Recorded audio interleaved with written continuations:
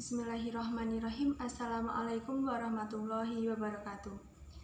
Saya Rani Fitri Asih, NIM 193131081 dari Prodi Pendidikan Islam Anak Usia Dini.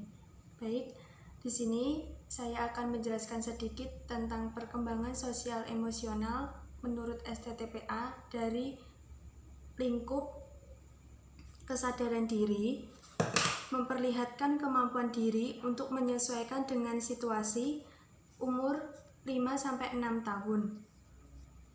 Saja saya akan menjelaskan tentang memperlihatkan diri untuk menyesuaikan dengan situasi.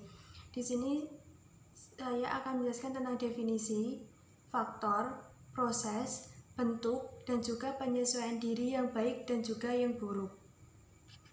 Yang pertama saya akan menjelaskan tentang definisi penyesuaian diri.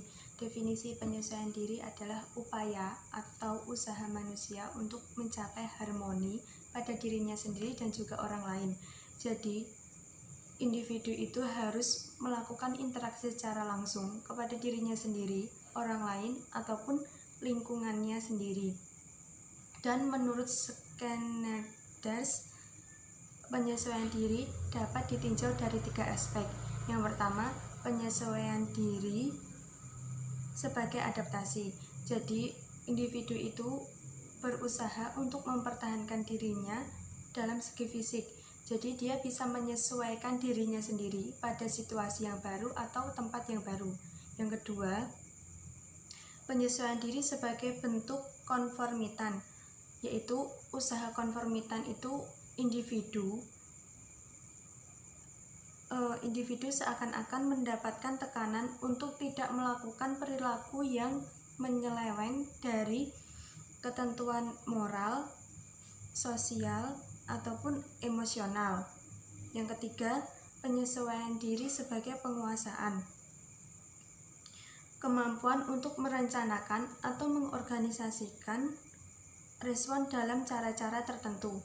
Jadi, menurut dari 3 aspek Skinner-Ders, beliau menyimpulkan bahwa penyesuaian diri yaitu suatu proses yang melibatkan respon-respon mental dan tingkah laku di mana individu berusaha untuk mengulang dan mempengaruhi tingkat secara rasa sendiri dari dunia luar atau lingkungan di mana individu itu berada. Yang kedua yaitu faktor-faktor penyesuaian diri. Faktor-faktor penyesuaian diri yang pertama yaitu kondisi fisik yang meliputi hereditas dan kondisi fisik, yaitu sifat si anak yang periang, pemarah, penyabar, sensitif, gembira, dan sebagainya. Adapun faktor lain yang mempengaruhi seperti faktor genetik dan faktor intelijensi dan imajinasi. Lalu sistem utama tubuh. Sistem utama tubuh yaitu fungsi yang memadai dari sistem syaraf, merupakan kondisi umum yang diperlukan bagi penyesuaian diri dari si anak. Lalu kesehatan fisik. Kesehatan fisik yang dapat menimbulkan penerimaan diri, percaya diri, harga diri, dan lain sebagainya, menjadikan si anak untuk sangat mudah melakukan penyesuaian diri dan diterima oleh teman-teman sebayanya. Lalu kepribadian. Kepribadian yang pertama itu kemauan dan kemampuan untuk berubah. Jadi jika si anak berada di situasi atau tempat yang baru, si anak itu akan dengan mudah atau dia ingin berubah seperti teman-temannya yang awalnya si anak itu pendiam menjadi periang, seperti itu.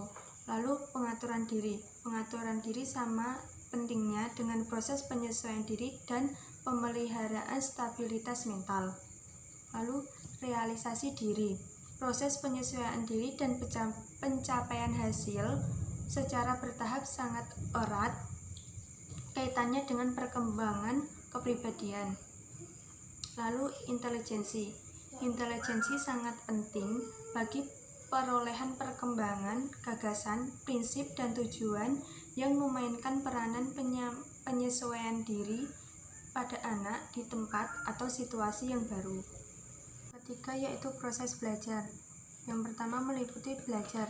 Kemampuan belajar merupakan unsur penting dan proses-proses individu dalam melakukan penyesuaian diri. Lalu pengalaman. Pengalaman itu dibagi menjadi dua, yaitu pengalaman menyenangkan dan pengalaman traumatik. Pengalaman menyenangkan adalah peristiwa-peristiwa tertentu yang menyebabkan si anak akan senang ataupun bahagia saat melakukan peristiwa itu dan akan diulanginya lagi. Lalu pengalaman traumatik, yaitu pengalaman atau peristiwa yang pernah dilalui anak dan itu menyebabkan anak menjadi takut ataupun frustasi. Lalu latihan merupakan proses belajar yang diorientasikan pada perolehan keterampilan atau kebiasaan. Lalu determinasi diri, faktor yang kuat yang dapat digunakan untuk kebaikan atau keburukan dalam mencapai penyesuaian diri. Lalu lingkungan. Lingkungan itu ada lingkungan keluarga, sekolah, dan masyarakat. Dari lingkungan keluarga, si anak akan mendapatkan penyesuaian diri yang baik jika dari keluarga tidak adanya tekanan ataupun pengalaman yang membuat si anak itu merasa takut dan frustasi. Lalu di sekolah, lingkungan sekolah itu juga sangat mendukung dengan penyesuaian diri jika si anak bisa dengan mudah melakukan adaptasi dengan keadaan yang baru dan teman-temannya tidak saling mengejek atau mengolok-olok. Lalu di lingkungan masyarakat, jika di lingkungan masyarakat itu sehat, maka si anak akan melakukan penyesuaian diri dengan baik dan lancar. Lalu yang kelima, agama dan budaya. Agama dan budaya itu agama erat kaitannya dengan faktor budaya.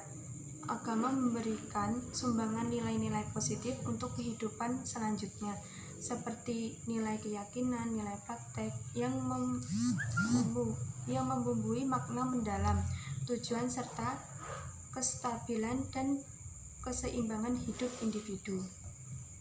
Lalu yang keempat, proses penyesuaian diri. Proses penyesuaian diri itu ada motivasi. Jadi si anak itu harus mendapatkan motivasi yang baik dari guru dan juga orang tuanya. Adanya dorongan yang positif, motivasi positif, maka si anak akan bisa dengan cepat melakukan penyesuaian diri. Lalu sikap terhadap realitas. Maka si anak harus berbagai aspek penyesuaian diri ditentukan oleh sikap dan cara individu bereaksi terhadap manusia di sekitarnya. Jadi jika si anak itu mendapat perlakuan yang kurang baik atau seperti itu, maka si anak harus bisa menerimanya dan orang tua ataupun guru di sekitarnya bisa menasihati jika si anak tidak boleh menirukan perilaku yang buruk tadi. Lalu pola dasar penyesuaian. Pola dasar penyesuaian diri ini berhubungan dengan bagaimana cara individu untuk mengatasi berbagai ketegangan ataupun frustasi yang dialaminya karena adanya pola suatu kebutuhan yang tidak terpenuhi. Seperti 1. Mula-mula individu di satu sisi memiliki dorongan keinginan untuk memperoleh makna dan eksistensi dalam kehidupan, dan sisi lain mendapat peluang atau tuntunan dari luar dirinya sendiri. Yang kedua, kemampuan menerima dan menilai kenyataan lingkungan di luar dirinya secara objektif sesuai dengan pertimbangan-pertimbangan rasional dan emosi dan perasaan.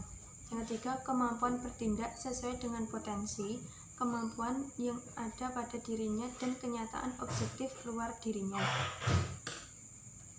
5. Yaitu penyesuaian diri yang baik dan yang buruk. Penyesuaian diri yang baik yaitu jika individu itu bisa dengan matang menerima respon efisien dan memuaskan dan sehat. Anak dikatakan efisien artinya mampu melakukan respon dengan mengeluarkan tenaga dan waktu sehemat mungkin. dikatakan sehat, artinya bahwa respon-respon yang dilakukan sesuai dengan hakikat individu, lembaga, atau kelompok antar individu. Lalu, bahkan dapat dikatakan bahwa sifat sehat ini adalah gambaran karakteristik yang paling menonjol untuk melihat atau menentukan bahwa si anak itu bisa melakukan penyesuaian diri dengan baik. Lalu penyesuaian diri yang buruk. Individu dikatakan tidak berhasil atau gagal jika dia tidak bisa memecahkan masalahnya. Bahkan si anak itu akan mengalami frustasi atau trauma pada masalah yang dia hadapi sekarang. Penjelasan diri saya, bila banyak salahnya mohon dimaafkan. Wassalamualaikum warahmatullahi wabarakatuh.